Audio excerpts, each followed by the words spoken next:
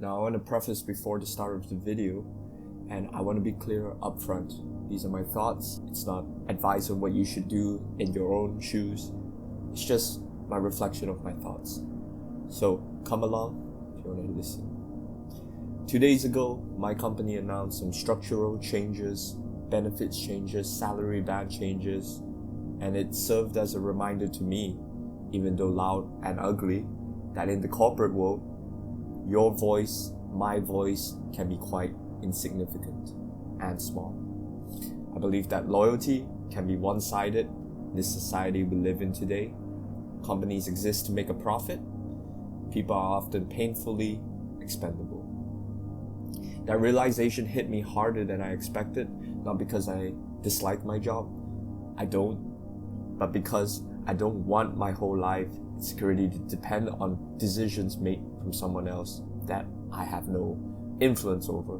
HR are usually used as a mule, in my opinion, to deliver messages. The board of directors pull levers from the top. You don't technically get a vote. Unlike a democratic society that we live in today, I think the corporate world works in the total opposite manner. So I made a choice. I don't believe I'm burning any bridges. I believe I want to take calculated risk, build side income, invest, and test businesses. When they fail, I'll stop them. When they succeed, I'll double down on them, while I still have stability of my job. If you've ever felt invisible at your work, this one's for you. I believe that whatever I say here would probably resonate with you, so do stick along and listen. Let me show you how I'm turning that feeling into potentially a plan that would help me trigger my next step. So, I want to give you some context on what triggered this reflection for me. And of course, I'll be rambling a little bit, so if I have cuts here and there, and sometimes I might just say the wrong thing in general, but I want this to be very raw, very natural, and I just want to speak from my mind. And again, as I mentioned, it's not advice, it's more of a reflection for myself, but if it helps and resonates with some of you out there, do feel free to listen on. Sometimes I believe that, things like this usually happen. Something significant can happen out of the blue, and in this case, it happened to my company. Start of the year, structural changes, company not doing so well, organizational changes, benefit changes, the whole package. The changes that were put out were phrased in a way that said, at least I didn't let you go, but here are the changes and you gotta live with it. I think it forced me to stop and reflect, not out of anger, but rather out of clarity. And the key point, I believe, is I didn't take this as a personal attack because it's a company-wide decision.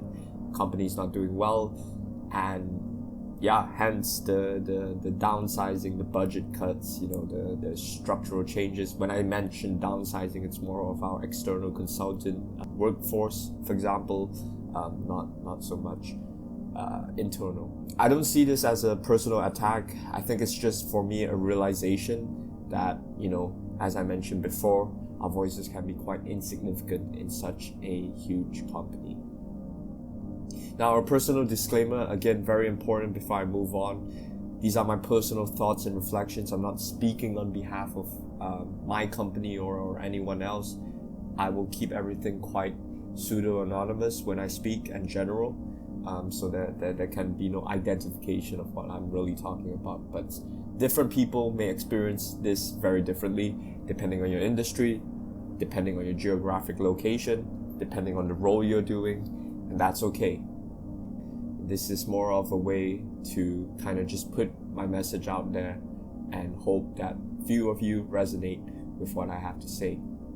Now, the core realization is that I realized that how corporates actually work. At the end of the day, I believe that most people would work for companies that are for-profit entities because they are the ones that are more willing to pay you a higher living wage. I believe there are some people who work for government agencies, government bodies. I believe some work for NGOs, but I believe security might be high there, but I think fundamentally the wages are slightly lower. Now, I've never worked in those places before, so I'm not sure. I think in Malaysia, wages tend to be lower in government companies or government-linked companies, but the security is super high, and you get a pension if I'm not wrong. So there's very high security, but basically you have no control over, your career. Now, the relationship is fundamentally transactional, I believe, between us and the companies. I think in the past, during the old days, that, you give your lifelong loyalty to the company, they give you a pension, they take care of you at your old age. I believe that security is mostly gone, and it's gone because of the introduction of things like the 401k in the US. I think EPF in Malaysia, it's the similar thing where it says, hey, I'm going to give you some money, I'm going to take some money from you, you fund your own savings account or your retirement account, and you do you, right? And you're solely responsible for it. So the company can just say, I want to let you go. And I can empathize with that, because if I am a business owner, probably I'll do that. I'll think about my workers, of course, but if the company is not doing very well, sometimes you gotta just make these difficult decisions. So I can fully empathize with that. And I want to preface to say that this isn't evil. I don't think corporates are inherently evil. I don't think management, board of directors are inherently evil where they want to just cut you off when they have the chance. But I believe it's just reality and the economic structure we live in today, and we just got to adapt to it as salarymen. So the illusion of voice in corporate structure is ever prevalent today. Corporates often say they hear employees, and sometimes they do, sometimes they don't. To be honest with you, there's nothing you can do about it. If they do, good for you. If they do not, too bad. It's the company's decision, right? Structurally, you don't have a vote. Unlike our society today where you have candidates, and if you live in a democratic country, you have a voting system and you actually make a vote. But structurally, you don't have a vote in any corporate major decisions or corporate structures, right?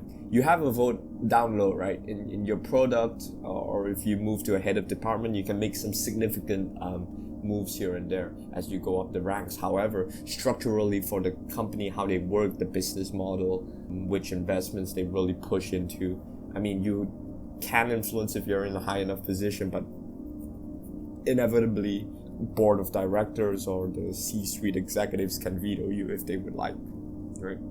Major decisions are made at the board or executive level. By the time the changes reaches me, in this case, I'm not a very high up position. I'm just a mere product manager. The big dominoes have already fallen, in my opinion. HR delivers the message, and also HR, I believe they get the blunt of the hate because, they are usually, as I mentioned, the mule. I think mule has some negative connotation to it, so I won't say that, but they tend to be the messenger for management who doesn't want to say it straight to your face, right? They may answer some questions when giving out these bad news, but it's often very vague and very HR, very corporate jargon, very business-friendly language, which doesn't make any sense whatsoever, which I totally hate, but I reflect back and I believe that HR can't do much about this. And again, I don't blame the HR. There are also employees transmitting, decisions from above. Now, I want to reflect back and think about where I do have a little bit of control, but within my limits, I believe that you can have influence in pockets. In my case, within my product, I can determine what we do, how the roadmap works. So I do have that false sense of control, I would say. And that's how companies keep you happy. They give you a small piece, make you happy, you provide significantly higher amounts of value.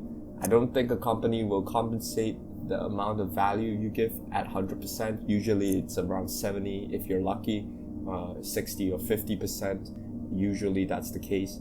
How much you contribute to the company, they have to take it to pay the wages of the HR, they have to pay the wages of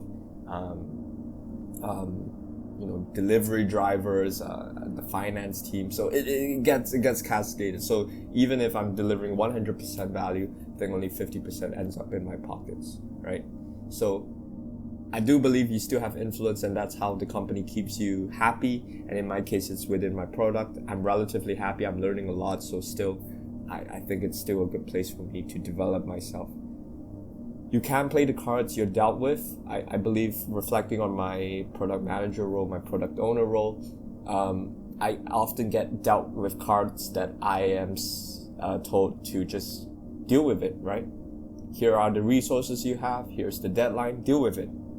Can't deal with it? Let's talk. And usually after talking, you still gotta deal with it, right? So you gotta play with the cards that you're dealt with in the corporate world.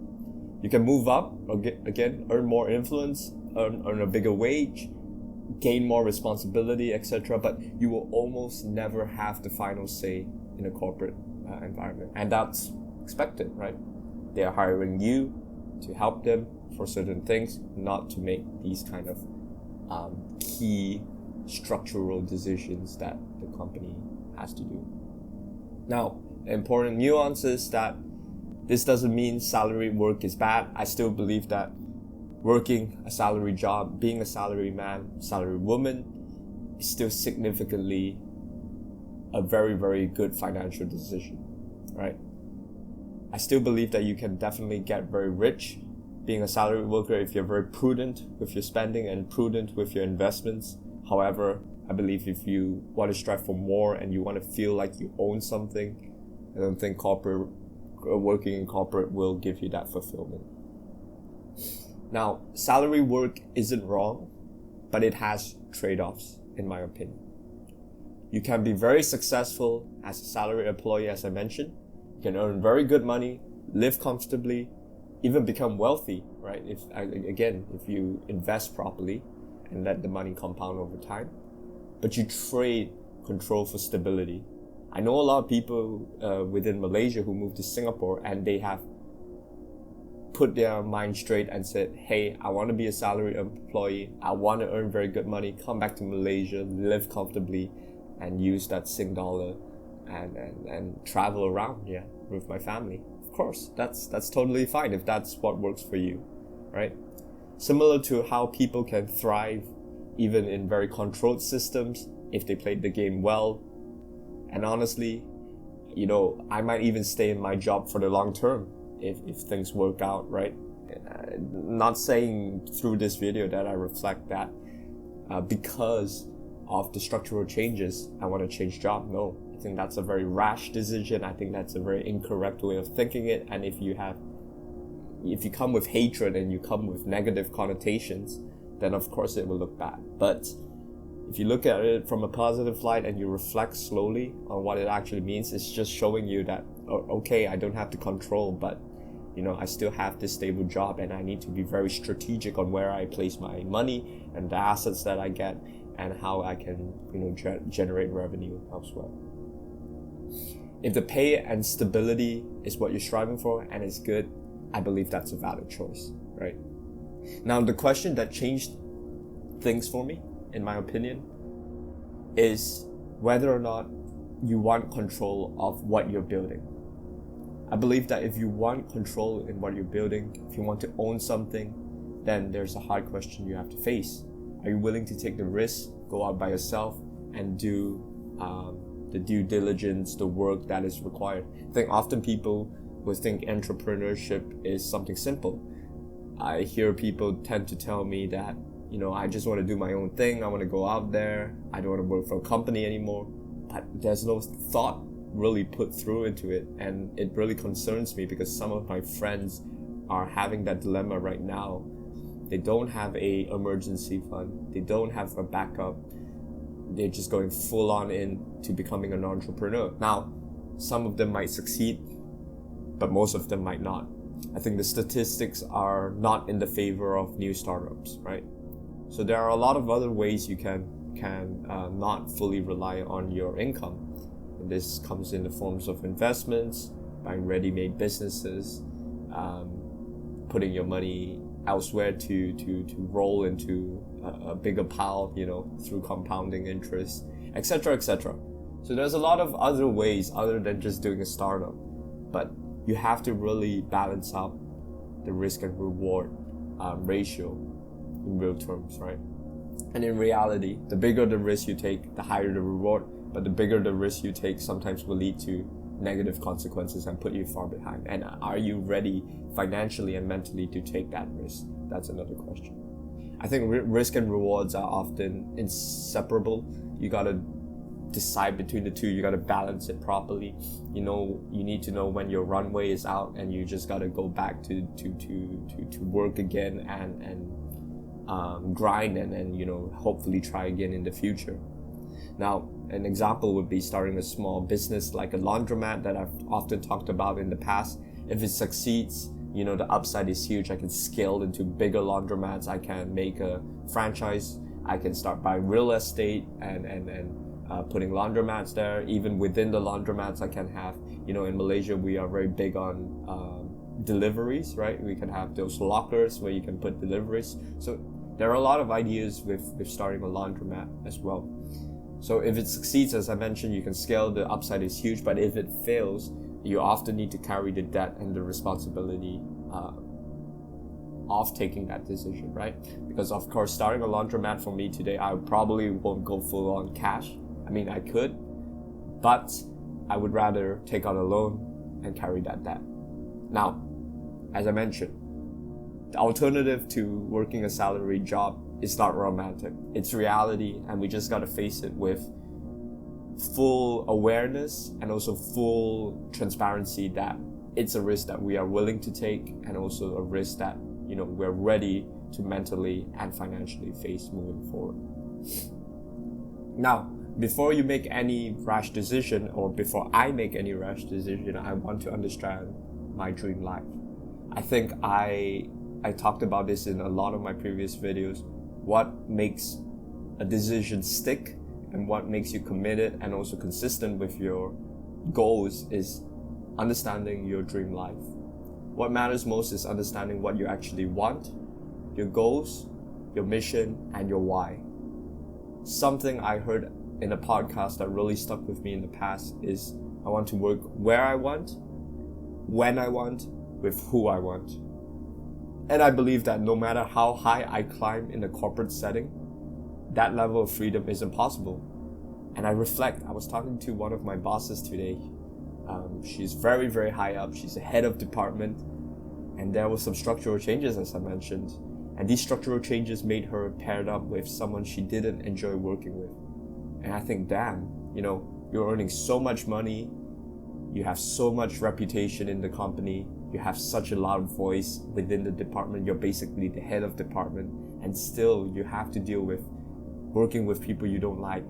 And that for me is crazy.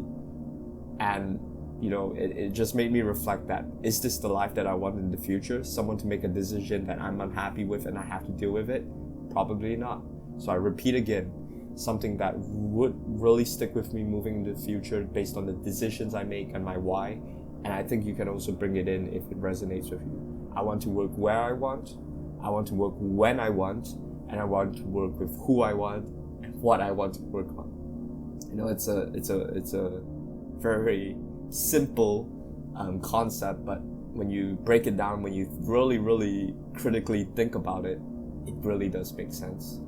Now, my personal decision, again, not advice, and this is just me rambling. For me, I've decided to take calculated risk. I don't want to take a generic risk where I said, hey, because of these structural changes or because I'm not getting my way at my work, I'm going to drop everything and go start my own thing. I think that's not the decision I want to make at this current point or juncture in my life. I believe that I can do mini experiments on the side with different business ventures, different investments. I will save aggressively into my investment accounts, also to my emergency funds and my backup for runway in the future. And I want to invest on the side in assets that will generate me income into the future as well. I never want to rely on one income stream. So in the case that I have a decision to make whether I want to continue with my company or I want to do something on the side or I want to change companies in general and want to search for something new, I never just rely on that one income stream. So what I will always look at is 3 things. I always want to try, I always want to fail, and if I fail, I'll iterate and move forward. And when I find my golden key or my golden product or, the golden thing that works for me, again, this is a dream, but I do have a plan in place. If I want to find this golden key, I have to try, fail, and iterate. And if I do, I can decide with more cushion based on the money I have saved on the side and also the side incomes that I have, with less fear whether or not I want to take that leap or not.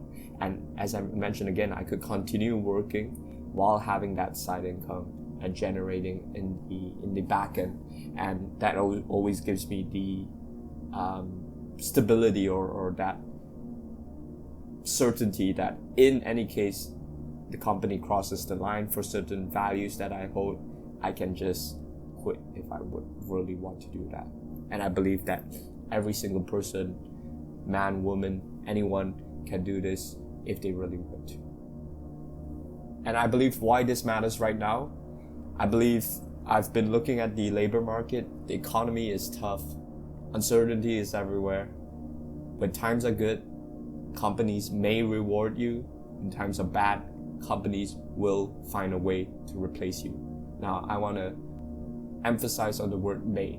When times are good, companies may reward you. May is a very important point here. But when times are bad, companies will replace you. Okay? I want you to really, really think about that phrase I just mentioned there. Times are good, companies may reward you. They can decide not to, but often they do, but they can decide not to, and that's not your decision to make, right? So really think that through. The final reflection I want to have is I want to have control over my destiny. Of course, I want to be accountable for my outcomes. I want to be responsible also for the things that I've built in my life and can pass on to my family, right? I want to also build a legacy. I don't want my entire adult life's work to depend on decisions made by people who may not even know I exist. I can tell you 100% sure that people in the board of directors, even if I'm talking about head of department level here in Malaysia, our HQ is way over there in Europe.